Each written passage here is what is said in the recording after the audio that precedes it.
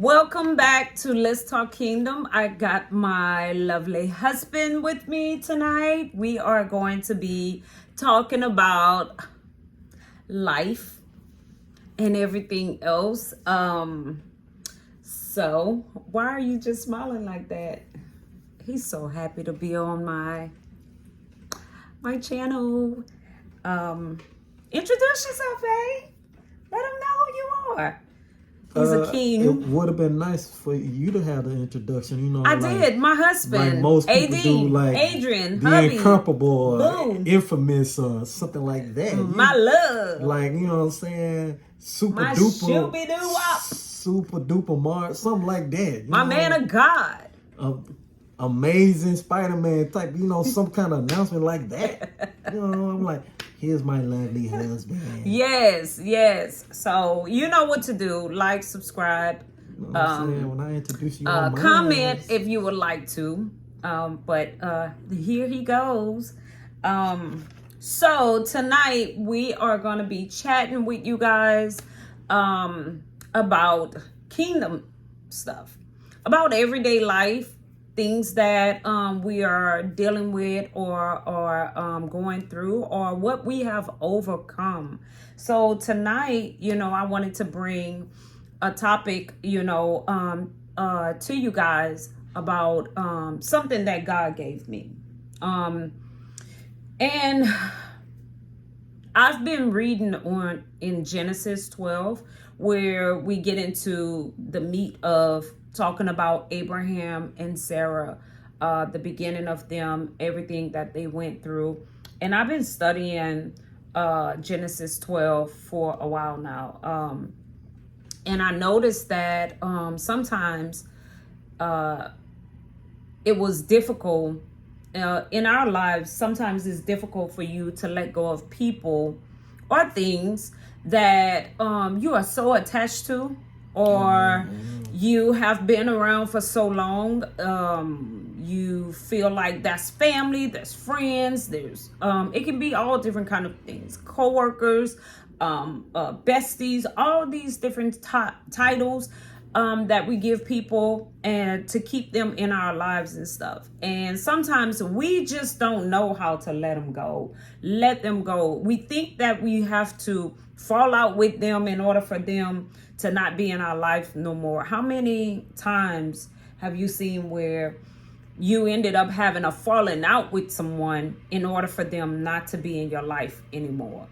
For me, I've seen that side, and I've seen the side where God will simply remove a person out of my life because their time is up. Not saying that they were a bad person, but because in the season, they're no longer can go down that same path that I'm going down. God has bigger, different paths for us. We basically came to a crossroad.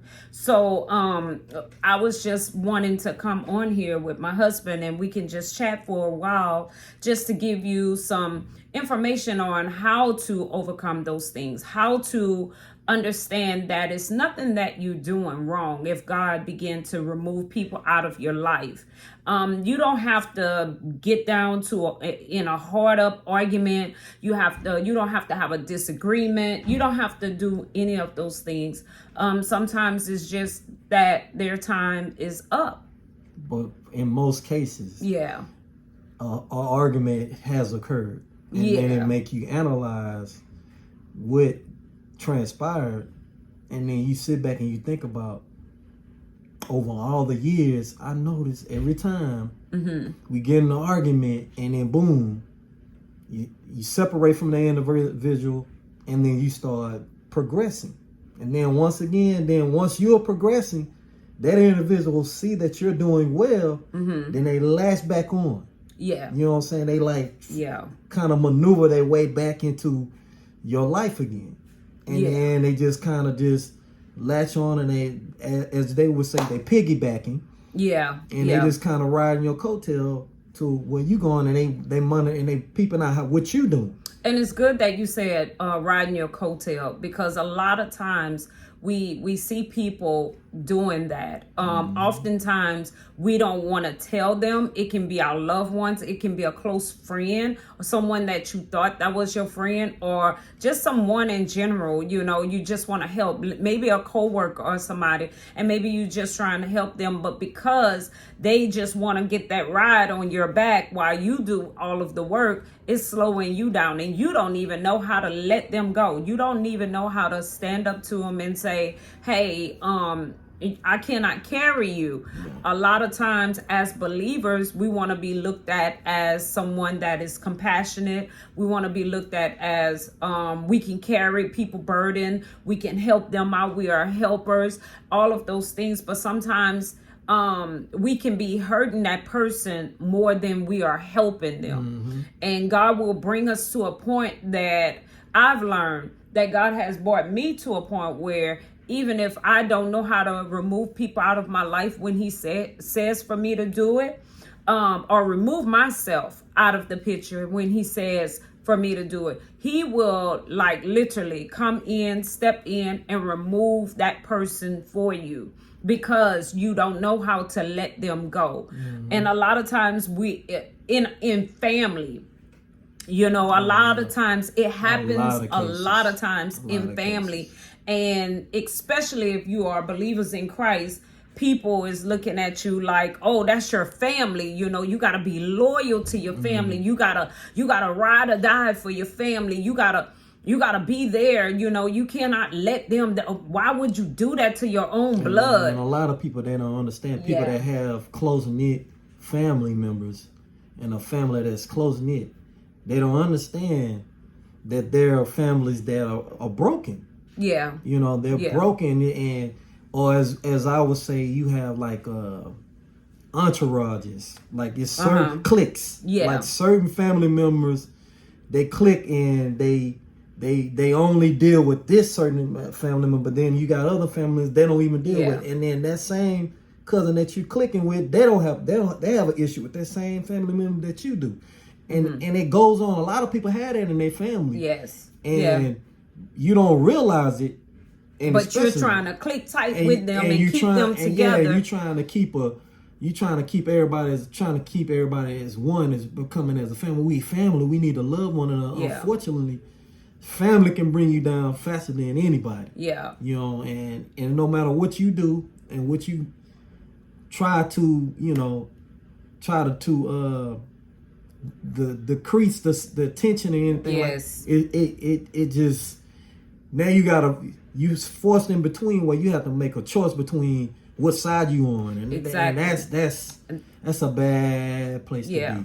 That's a real. And so place. sometimes God has to step in and cause that thing to be broken up, especially if you are praying, a prayer warrior, intercessor, someone that is asking God to remove things, to uproot old things that has been going on for so long in your life.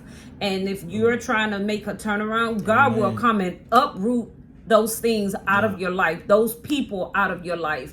And sometimes it's hard for us, especially those of us that's helpers, that love our families, love our friends, been loyal to them and everything. We want to stick close to them and keep that loyalty to them. But whenever God is getting ready to move you up a level, we have to understand everybody cannot go where you're going.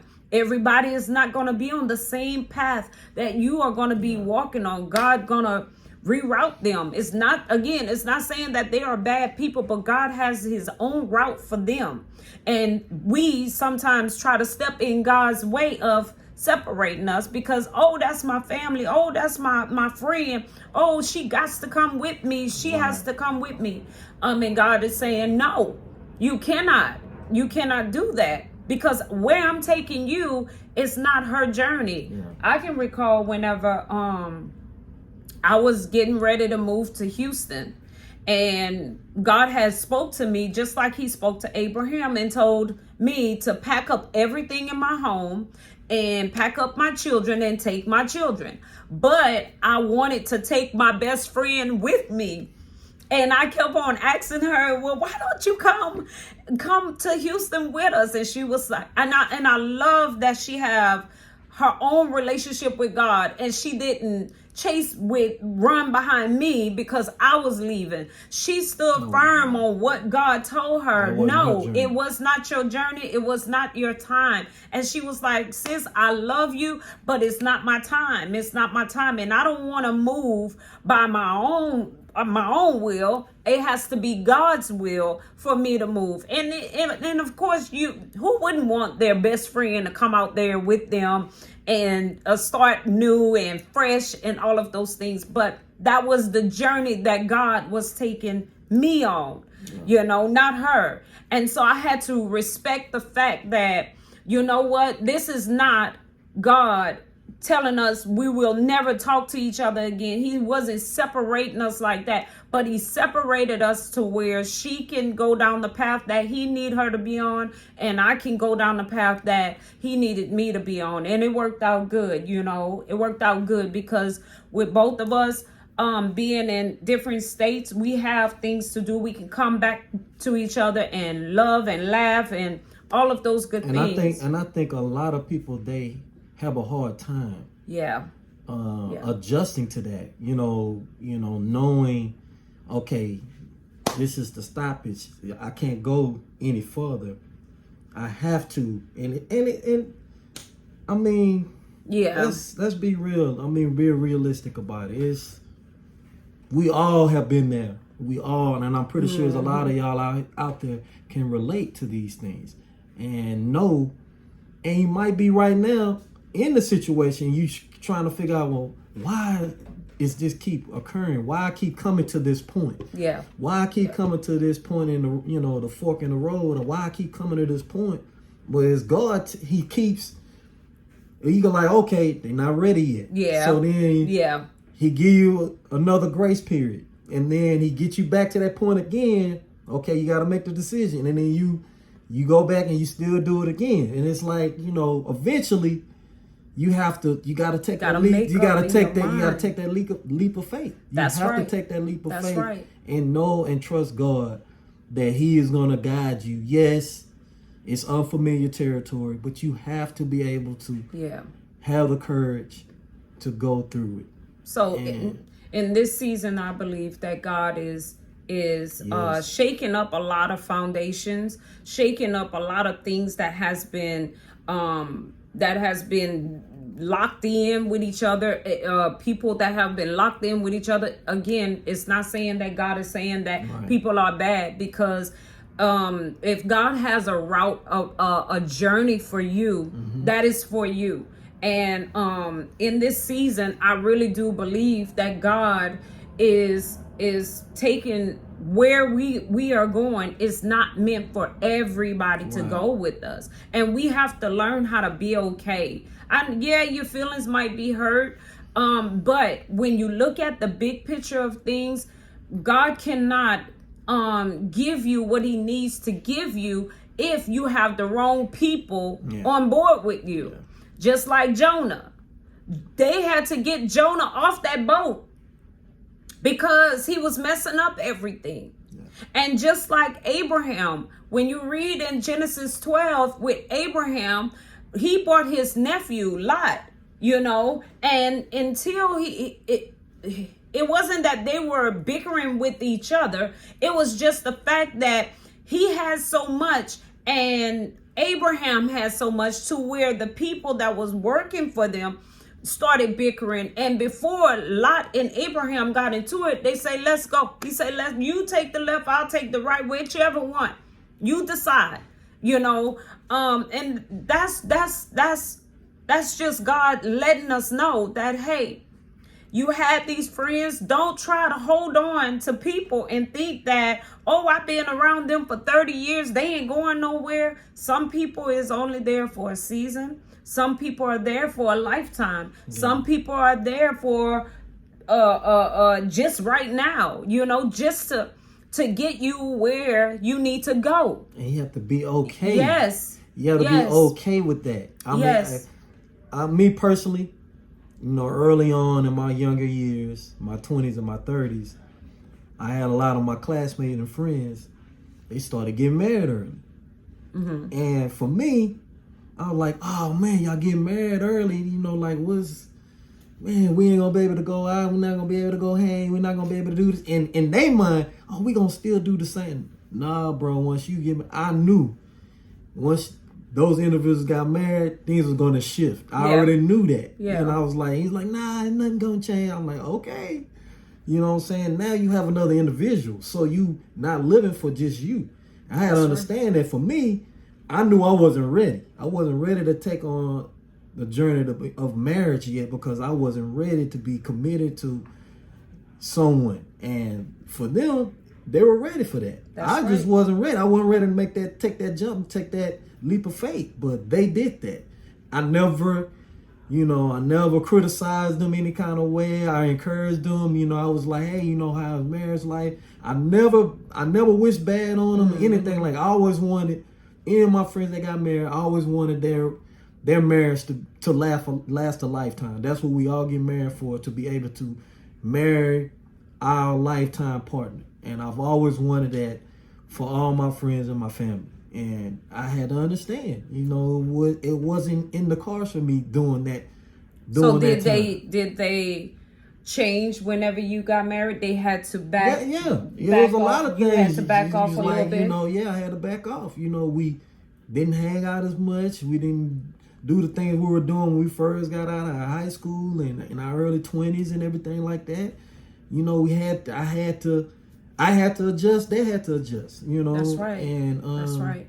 And I had to be okay with that because I knew it wasn't anything bad towards me or why they were doing it. I knew that, hey, they married now, and you're not gonna be able to. You know what I'm saying? That's your wife. You know, there's relationships that you know, I know you on a personal basis, but your wife know you more than I do. That's right. And it's things that they experience with their partner that I would never be able to experience with them. So I had to understand that, like, hey, this is someone you building a marriage with, and you come to a union with, under God's grace, and I had to understand that, hey, you know. But everybody don't have that understanding. Yeah. I want to put that out there. They feel like, some people will feel like even if you get married, you still need to be that exact same person that you was before you even got married. And God has to come in and shake things up to let them know this is a covenant. This is a vow that they made before me. This is a marriage. This is something that they committed themselves to. So yes, you're going to have to be on the back burner while they do their come together and learn each other. They need that time. You know, me and my husband had to understand that. Our friends had to understand that hey, this is, especially my best friend, she understood it totally, you know, to the point where I had to ask her, well, why you not calling me anymore? She was like, no, you married now, you know. I gotta. Now my friends, it took them a little while. Yes. It took them a little while because they wanted to still call, and you know, we had our calls on Monday, you know, after the big games on Sunday. They want to talk about that, and you know, and they want to keep. And my wife had to say, "Hey, you know, what I'm saying? Boundaries. We have to learn how to do. Was like, hey, set boundaries. You know, like, hey, we gotta have our me time. Yeah, they have to understand you married now. You can't sit up on a phone 2-3 hours and just talk about sports all. You can't do that. Yeah, I'm in the picture. So for me, it was an adjustment for me as well, because I was so used to doing what being single and doing what I want to do and talk about what I want to do and whatever, you know, and I had to adjust. He had to adjust. Yeah, it took and he understand now. We understand now, you know, and our friends understand. We are married, you know, and just as much as you know him or she know me, my husband gotta know me. I gotta know him, and I can't allow anything to interfere with that. Right. You know, because we are the ones that spend an hour forever together. So we had to come to that conclusion, and it worked out good. And it's still working out really, really good. Still working at it though. Yeah, we're still but you learn. We both learned boundaries, and got our friends to understand the boundaries that we have. You know, there's times when my husband come home and he can be on the phone. When he get home, he'll tell his friends that, hey, let me hit you back up. Let me see what the wife is doing. And that's a great feeling to know that, hey, he's considering me, you know, and his friends understand that that's what he's doing. He got to take care of his wife. And the same for me, you know, hey, let me call you back. He already know I'm getting off the phone. I don't care. Bye. My husband home. I gotta be with my husband. But you know, it's boundaries that we had to learn how to have with our friends, with our family, even with our children. There's boundaries. And so we're still working on the children. Yeah, that part is an adjustment. It's an adjustment on its own. Yeah. It's on its own level there. So I wanted to ask you, have you ever been a people pleaser? I have. Have you? I have. I would have to say yeah. Because it goes along with a good portion of my life I have. Yeah. Same for me. You know, I used to be one of those people that wanted to get validation. I needed someone to tell me, hey, you're doing good. I didn't need validation. It was more of, you know, wanting to, You want to go hang out? I just want to be, I just want to be liked. I never want to have any type of conflict with anybody. I always want to get along with everybody. Yeah. I never had I didn't like for people to be mad at me. So let me go buy you some. Let me go take you to dinner. Let me do this. Well, I didn't do all that. But well, I was a people pleaser until that's a little extreme. But I didn't do all that. But I didn't ever want to have any conflict with anybody, or you know, I always want to get along. If we were somewhere, I always want to get along with the crowd and sometimes be heard. And then after I say my little piece, I just sit back in the cut and just observe everybody else, you know. So, but having that, I would call it a spirit. That spirit on you, it draws people that means no good to you. Yeah, it will draw people that is only there to get what they can get from you. And you don't realize it until after it's done. Yeah. And after it's done over and over and over and over. Yeah. And then you find yourself like, dang, I did all of this, but it's not being done for me. I'm not even considered. All these different things. So you find yourself, you know, getting upset when you finally realize that, hey, this has been going on in your life for so long. God had to open up my eyes and make me realize that was happening. And it was because I did not have, I didn't believe in myself. I didn't trust what God was saying about me. First of all, I was not really hearing God the way that I hear him in this day and time. Well, you were young. Yeah. Too, so. And so, and come from my childhood life being rejected and going through so much, that played a part because you wanted people to validate you. Oh, how I look. Do I look pretty? Do I look pretty? Being your self-esteem. I remember me not having no self-esteem, low self-esteem.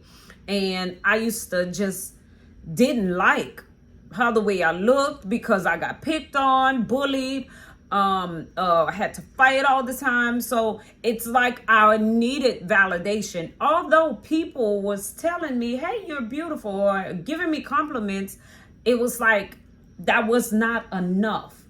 And so when I got older and I've been around people it was like I just needed people to be around me to make me feel like I was somebody important. And God said, no, you don't need to do those things. You need to know who you are through my lens, not the lens of man. You need to know who you are through me. And if I said these things about you, then that's who you are. And so I had to do the exchange. I had to exchange all of that people pleasing, give that to God, and take on the confidence of knowing who I am in Christ, to where I didn't need validation from man. As long as I got validation from God, then that was all that I needed. You know, and so those type of people will suck you. They're like a leech. They will cling to you and suck you dry and leave you there. And that has happened. And there's so many people around the world is going through those type of things. Amen. Because they're so nice. They're so giving. They're so compassionate. They're such a helper. All of these different things. And some people in this world look at that and they cling to that and they take advantage of them. Your kindness for weakness. Yeah. And until you begin to say no, then that's a problem. Yes. When you say no, that's a problem. And that's how you know. Because you hadn't been saying no. Yeah. So why all of a sudden now? So now it's you changing. I am changing because I realize what's been reoccurring over and over and over again. And it's taken me so long to realize it.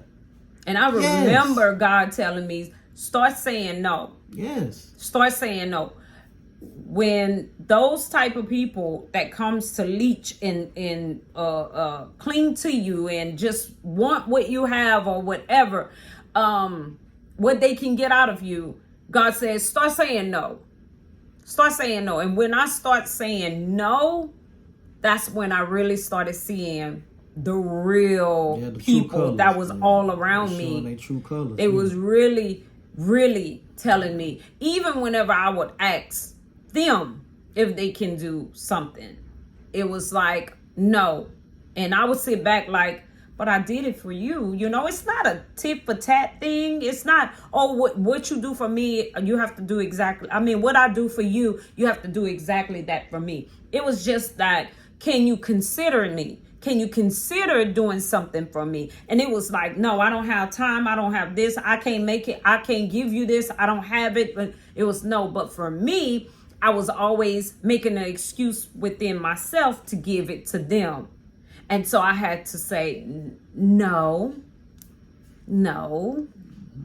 And so God began, and it's when you begin to pray and truly ask God to remove the things and the people that is not right for you out of your life. Uproot that foundation, tear it apart, demolish it, remove it, and put me a clean slate. And that's when you start seeing. Your eyes begin to open. They start falling off. And you're like, man, my phone is not ringing. My phone is not ringing anymore. Falling off. And it's because God is making them fall off, letting them fall off. Why? Because you're asking God to take you to another level. God, I'm ready for you to uproot this foundation. I'm ready for you to lay a clean slate. I'm ready for you to remove these old things out of my life and put these new things in my life. And when you begin to do those things, you start seeing them fall off. People that you thought that was really, really there for you, they fall off. You don't have to get rid of them. You don't.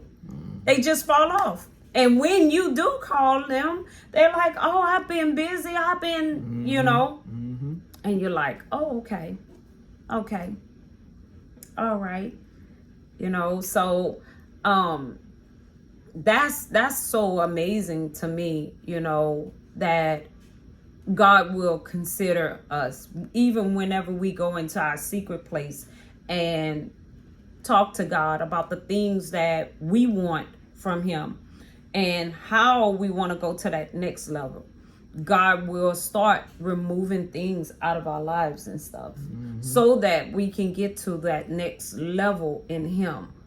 And so I think this this conversation was really, really good. It was needed, you know. Yeah. Don't be afraid to. I know for me, because a lot of things have been transpiring in my life, and it's been changing. I've just been wondering what's going on, and I believe that God is taking us to a higher level. You know, I understand. Some things cannot go with us. Some things that have worked in your past for so many years. I got my own journey, and I have to understand that it's not going to work anymore. Yeah. You know, that old key to that door that you so used to going into, guess what? If God is taking you to a different level, guess what? That key is not going to work for that door in that next level. I think, too, me, a lot of people, because I waited so long to get married, they've viewed me for so many years as being single. And now that I'm married, they still don't realize I'm married now. Yeah. So it's like they still handle me like I'm single, like I'm a bachelor. I'm not. Yeah. I'm not that Adrian anymore. I'm not him anymore. I'm married. But you now. Speak up, right? And you let people know. You let them know. Even though I'm soft-minded, I'm real laid back. I don't really say too much. I'm laid back, but when I feel that now, you know, back then I didn't defend myself as much either. That was another problem too, but that's another topic for another day as well. But you know, I was real soft-spoken, didn't really say much. I kind of go. That was me pleasing people instead of being. That's another way of me pleasing people then, because I didn't want to speak out. Yeah, you know, that's another way. It is another way. That's another type of people pleasing that we do. Yep. But in this season of our lives, we're learning to just let God have His way. Yeah. Whatever you want to do, whatever you want to remove out of us, which is our homes, with our lives, whatever it is, remove it. Because I never want my blessings to be on hold because I have the wrong people in my life. Not saying that they are bad people. It can be the wrong people in your life holding up the blessings that God has for you. Why? Because God don't want them to take advantage of all that He has for you. And so for us, it's like, God, if we don't know how to remove people, things, whatever it is out of our life, help us. Yeah. Help us, and you remove them. We're not going to fight you to keep them in our lives, but help us be free to move. Have your way. Have your way. Let your will be done in our lives. That's our greatest prayer, is for God's will to be done in our lives. Yeah. Why? Because we want to go to that next level, and we understand that everybody is not going to go with us. Yeah. Just like we're not going to be able to go with everybody else. That's right. So it's okay. And I come to the understanding of that. Yeah. That I just can't. I understand that they're on a whole different journey than I am. Yeah, and it does not mean that you don't love that person. You don't love them. And they don't love me. You know. But I understand. Yeah. I'm quite sure Abraham loved Lot. Right. Even whenever Lot was in Sodom and Gomorrah, Abraham, went to get him from there. So the love that he had for his nephew was, extraordinary. But he could not take him any further. It had to stop at some point, and they had to go their separate ways. And so that's how it is. That's how it is. You cannot carry everybody, and you sure cannot carry everybody on your back if you're trying to go up the mountain. You cannot. Everybody, there's so many people that has been, You know, now we got our lazy people, those that don't want to get up and do what they need to do. They know that God is calling them, but they don't want to get up and do it. They want you to do the work while they latch on to you. Those people, you're gonna have to build up enough nerves to say, hey, the time is now. I can no longer carry you. I'm sorry. There's nothing wrong with your legs, your hands, your mouth, your feet. None of those things. Nothing is wrong. Your mind, you in the right mind. You can get up. You can praise the Lord. You can move the way that God needs you to move. You can go where he needs you to go. You are capable of doing it. There's too many people that have been riding on other people's back, getting a free ride. A free ride. And every time that person that's carrying you get blessed, you right there with your hands out asking for the blessing that they work hard for. No, God is saying in this season, you got to get up for yourself. You got to come and stand before me for yourself. You got to talk to me for yourself. You won't be able to climb on anybody. You won't be able, because I'm knocking you off of the people that you're trying to climb on. Because I know that you can walk this journey yourself. And we have to be okay. We have to be okay with it. A lot of us, we so connected to our loved ones, our friends, everybody. But God is saying, no. They that do the will of my Father is my brother and sister. My mother and my father, my brothers and sisters, they that do the will of my Father. You got to get up. You got to get up. I don't need to carry you to the pool when I know that you can walk. Get up. Get up. Nope. I don't need to give you some money when you're capable of making it for yourself. Nope. Get up. Get up. Get up.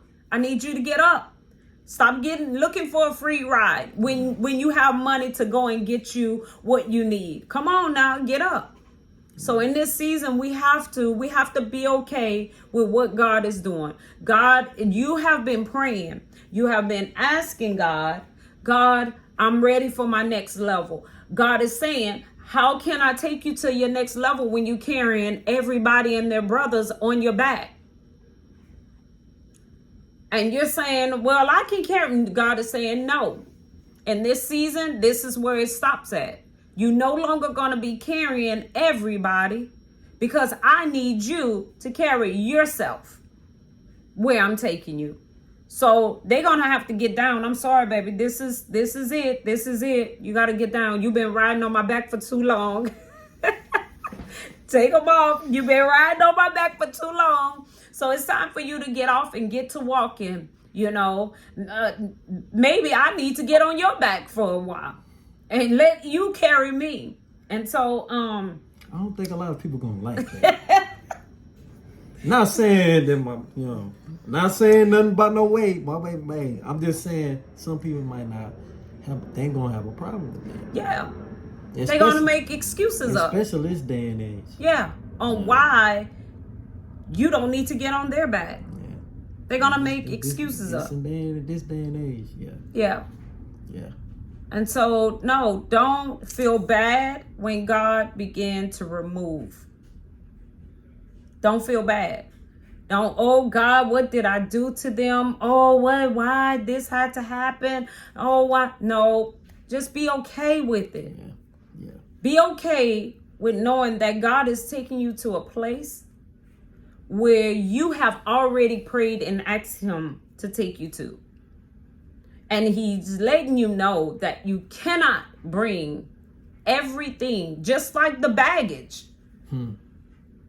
You cannot bring all that baggage with you to your next level. Can't do it. You got to let that go. Can't do it in your marriage. You definitely can't do it. Nope.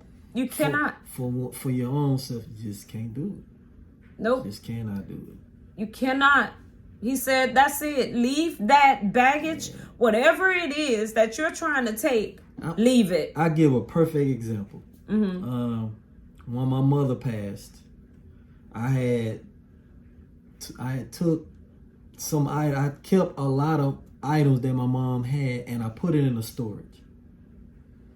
And I had this storage for 10 years. 10 long years. I was holding on to all these memories of my mom and all this stuff. And 10 years later, I had appliances and everything. 10 years later, all these appliances was outdated.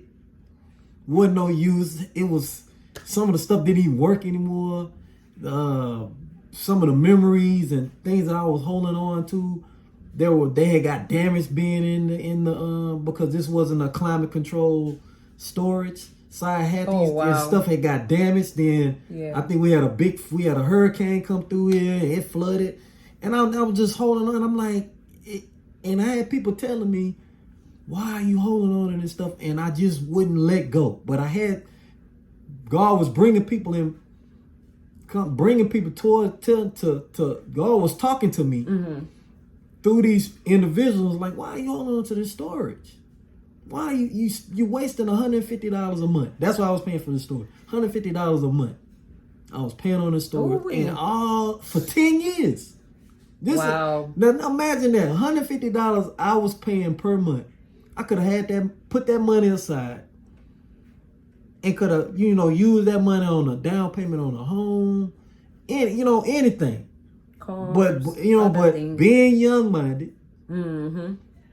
Being young, want to keep it all, and I'm holding on to the memories of my mom, and I'm shelling out all this money, and I'm willing to bet you. There's a lot of people say, you had $150, you spent $150, and you for 10 years. Think about that. Do the math.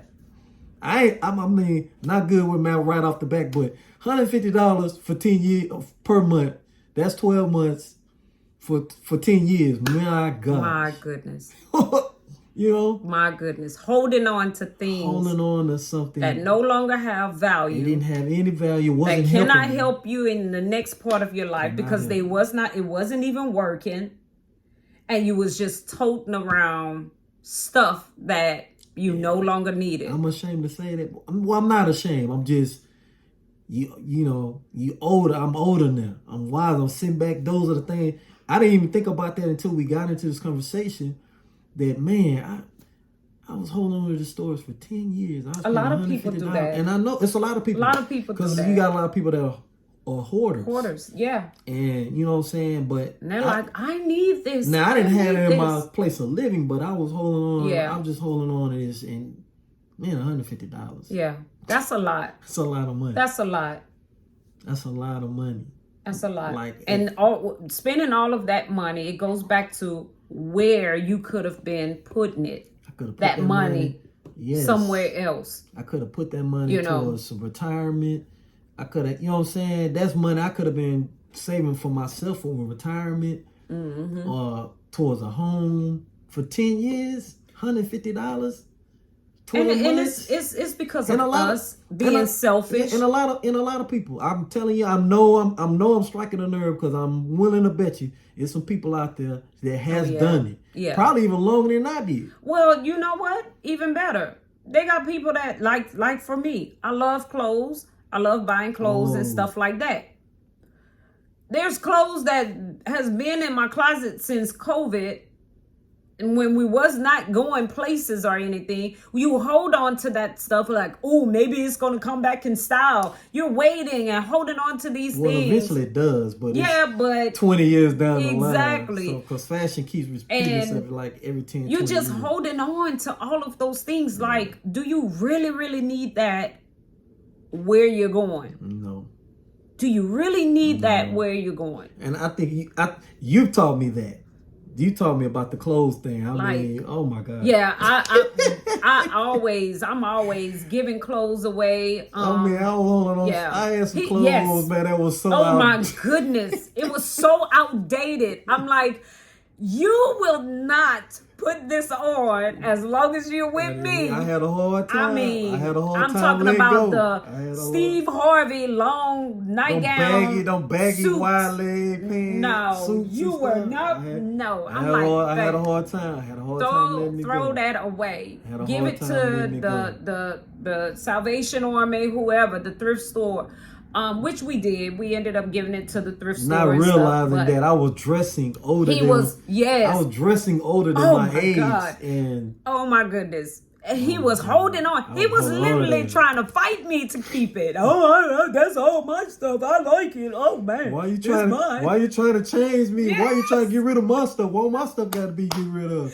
Why you not getting rid of none of your stuff? I'm like, you are not going to wear these clothes. It's sitting in your closet. Man, so we tend to hold on to things that have no value to us, that is not going with us in our next. Yeah. He didn't realize that his next, he was not going to need none of those clothes in that closet.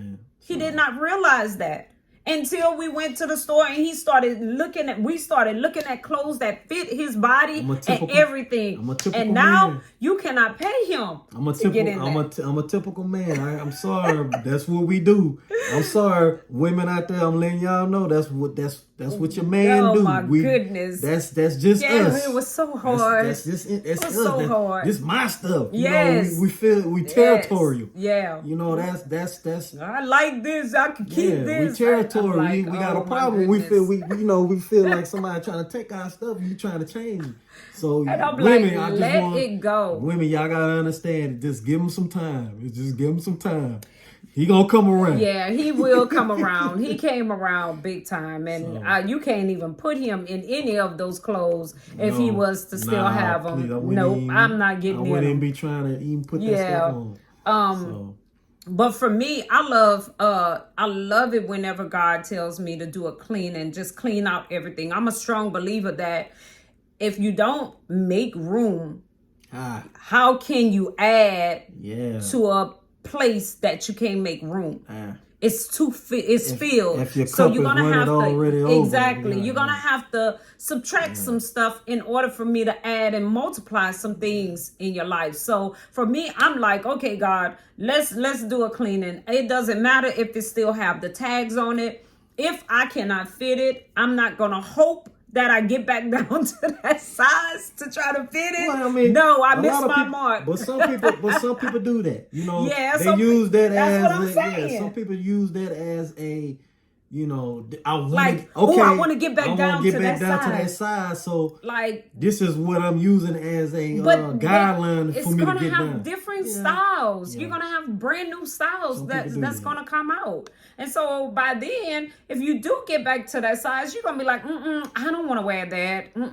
You know, even if it is back in style. And so we gotta learn to let go and let go. Because we will hold on. We will hold on. You know. Yeah. So don't be afraid in this season to let go. Let God do whatever he needs to do. If he got to remove it, even if you cannot remove it. I know that I was a person, it took me a long time to learn how to say no and learn how to have boundaries, learn how to do so many things because I was so used to pleasing everybody and just wanting everybody to have it and be okay with it and be happy. I wanted everybody to be happy, but I wasn't doing it for myself. And so sometimes whenever you cannot do it, pray to God and ask him to help you to get rid of the things out of your life that is not needed in your next level that God is taking you, even in your next promotion, you know, wherever it is that God is taking you, your next chapter, your next path that he has you on. You know, you might be making a left turn or a right turn. You might be at a crossroad right now. Ask God to help you, because what you can't remove, God will definitely remove it. Yeah.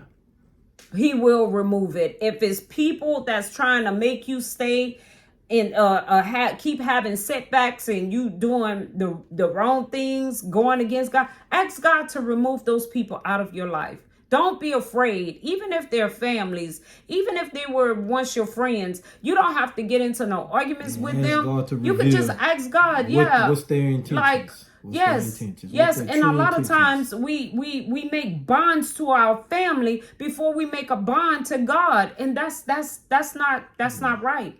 Our bond should always be in God. God, whatever you want to do, God, you let your will be done for my life, because he knows what's best for you. He knows at every step of the way, every level, every promotion, every route that you have to take, he knows what's best for you. And if he is saying to you, okay, your time with this person has come to an end, let it be. Let it be. Don't fight against it, because guess what? There's greater on the other side. Yeah. There is greater in your next. There's greater. You gotta trust the fate. That's right. You have to trust the fate. That's right. Yep. So, you got anything else you want to say? No, I think this is a very good conversation. I know. I think a lot of people. I'm pretty sure there's a lot of people that are probably going through what we discussed this evening. But I hope that it helps someone out there to get a better understanding of what is transpiring in your life. Yeah. And know that it's a new year. That's right. Everybody make resolutions every year, and you want to change some things. So make this possibly one of your revolutions. Revelations. I'm sorry. see what I'm saying? I'm thinking about the Bible, but we people make them every year. Try to make like every year I try to make a goal going into a new year, coming out of the old year, that I want to set goals and I want to try to accomplish those. So short term and long term. So, but I mean, like God will remove anything out of your life that you are not strong enough to remove. Yeah. At the end of the day, that's the thing. That's right. The thing. He will remove any and everything out of your life that you are not strong enough to remove. Yeah. Let him do it. Let him have your way and see how much better your life can be. When we follow the path of God, we can't go wrong. Right. You can't go wrong. Right. We can't go wrong. Don't hold on to anything that will keep you from your next, that will keep you from the blessings, that will keep you from going to your next level, your promotion, anything that will keep you from growing. Ask God to remove it. Ask him to remove it, because you do not need it in your life. You do not need it. Don't be a hoarder. Don't be a hoarder. A lot of times we're looking at furniture, clothes, things in our homes and stuff that causes us to be a hoarder. But it can be people as well. You so struck on people being so close around you. You gotta have them around you. Don't be a hoarder. You got people around because you can hear God better whenever it's just you and him. Yeah. Whenever he can remove you out of the crowd, you can really, really hear him crystal clear. So I would just say that for you guys. We are gonna come back again, right, husband? Yeah, we'll have something else. We're gonna have something else for you guys. Some topic will come up. Yes. That's just how the world is. Yes. And our daily bread. So yes. Something will come up. Read Genesis 12. Read Genesis 12. It speaks about Abraham. And read all about it. I'm studying that those chapters about Abraham, and it's a lot of stuff that I believe that God wants us to see and hear in these chapters that can help us in our now. And even with Abraham having to separate from Lot, and so many other things that transpired in Genesis, that really is helping. It's very helpful in this day and time, everything that we are walking through. And so whenever you get time, just read about it and understand what God is really saying. You don't have to beef with anybody to for God to separate, you know, and it's not always a bad separation. It's a good separation at the end of the day, so that you can get what God needs for you and they can get what God needs for them. But yeah, that's what it's all about. So that's it. That's it. That's it. Till next time. Till next time. We love you. We love you, God and there's bless. nothing. How you do it? The heart. There. We love you, and there's nothing you can do about it. Nothing you can do about it. Well, I hope and pray that you guys have a wonderful evening. No, it's not. We are not on your. We are not on his. No. Come get the wisdom. Let's talk kingdom. But until next time, we hope and pray that you guys have a wonderful evening, and go ahead and study the Word of God so that you can be ready and you will not be caught getting ready. All right, you will be ready. Amen. In Jesus' name. Amen. Look, don't forget to comment, like, and subscribe at the bottom. You know, y'all do that for you, girl. And we will see you next time. Y'all be blessed.